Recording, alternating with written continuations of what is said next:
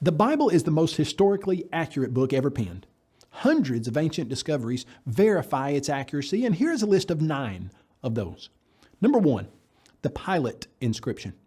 In 1961, in an Italian-sponsored dig in Caesarea, archaeologists uncovered a stone that had a Latin inscription on it that said Pontius Pilatus, prefect of Judea. That Pilate is mentioned in the gospel accounts on several occasions. You read in John 19:29, Pilate then went out to them and said, "What accusation do you bring against this man?" The find verifying the New Testament statement that Pilate was the prefect of Judea. Discovery number 2, Hezekiah's tunnel. In 2 Chronicles 32:30, we read a statement that says, "This same Hezekiah also stopped the water outlet of Upper Gihon and brought the water by tunnel to the west side of the city of David." You would think that if a king had dug a tunnel under Jerusalem, we would be able to find it, and that's exactly what we find. A huge tunnel that matches perfectly the biblical description of Hezekiah's tunnel. Discovery number 3, the Taylor Prism. In 1830, a man by the name of Robert Taylor uncovered a 15-inch tall clay cylinder. There are 500 lines of written text on this clay cylinder, and it was put there by a man named Sennacherib. Well, Sennacherib was a king of Assyria that you read about in the Bible. On the clay cylinder, here's what Sennacherib said. As to Hezekiah the Jew, he didn't submit to my yoke. I laid siege to 46 of his strong cities, walled forts, and to the countless small villages in their vicinity, and conquered them by means of well-stamped earth ramps and battering rams.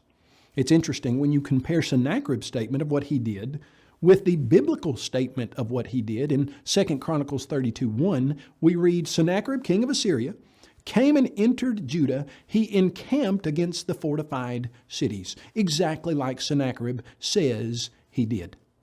Discovery number 4, the David inscription. For many years, people said that David was a figment of the Israelite imagination because no archaeological finds had been discovered that verified his existence. And yet, in 1993, in Tel Dan, there was a man who was working named Abraham Byron who discovered a stone, and on that stone was the inscription of an Israelite king from the house of David. The Bible uses that very designation in 1 Kings 12, verse 19. The David inscription validated the biblical text. Number 5, the Moabite Stone. Found in 1868, it's a black basalt stone that measures about 3.5 feet high, 2 feet wide.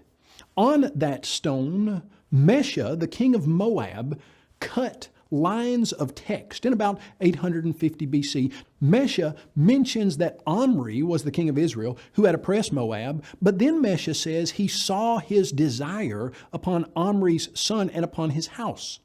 The Mesha stone cites Omri as the king of Israel, just as 1 Kings 16, 21 through 28 indicates. Furthermore, it mentions Omri's son, Ahab, in close connection with the Moabites, just as 2 Kings 3, 4 through 6 does.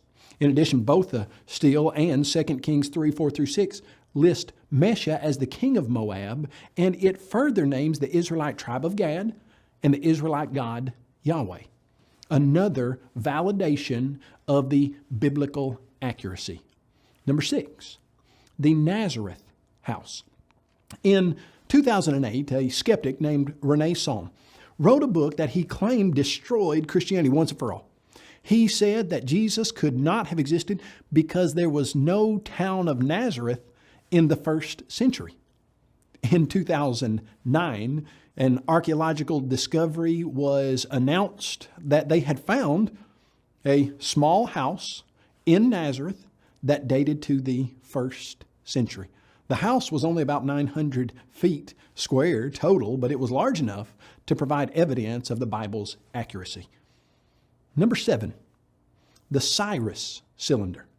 In 1879, Hormuz Rassam found a small clay cylinder. It's about 9 inches long, and it's now in the British Museum of Natural History. In the ancient city of Babylon, he uncovered this, and this clay cylinder was commissioned by King Cyrus.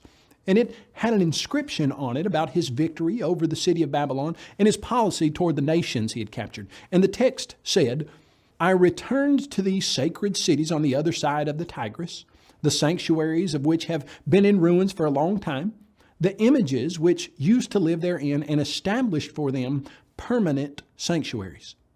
The policy, often hailed as Cyrus's Declaration of Human Rights, coincides perfectly with the biblical account of the ruler's actions, in which Cyrus decreed that the temple in Jerusalem would be rebuilt and that all the exiled Israelites who wished to join in the venture had his permission and blessings to do so. You'd read that in Ezra chapter 1, verses 1 through 11. This little 9-inch long clay cylinder stands as impressive testimony that validates the biblical accuracy. Number 8, the discovery of the Pool of Siloam. In 2004, a majestic stepped entrance to the Pool of Siloam was uncovered in the area known as the City of David. In John chapter 9, verse 7, we read that Jesus said to a blind man, "Go wash in the Pool of Siloam," which is translated sent. So he went and washed and came back seeing. Validation once again of the biblical accuracy. Number 9, the Hittite Tablets. For many years, people made fun of the biblical text and said it mentioned people and places that never did exist. One of those groups was the nation of the Hittites. But in 1906, Hugo Winkler was doing some excavation in the Turkish city of Baghdad, Koy. There he uncovered 10,000 clay tablets that documented the history of the Hittite nation, and they discovered that that area was the capital of the Hittite nation. In Joshua chapter 11, we read about the Canaanites in the east and the west, and the Amorite and the Hittite. In 1906, Hugo Winkler discovered the Hittite nation that the Bible had mentioned some 3,000 years before. The Bible is the most historically accurate book ever penned.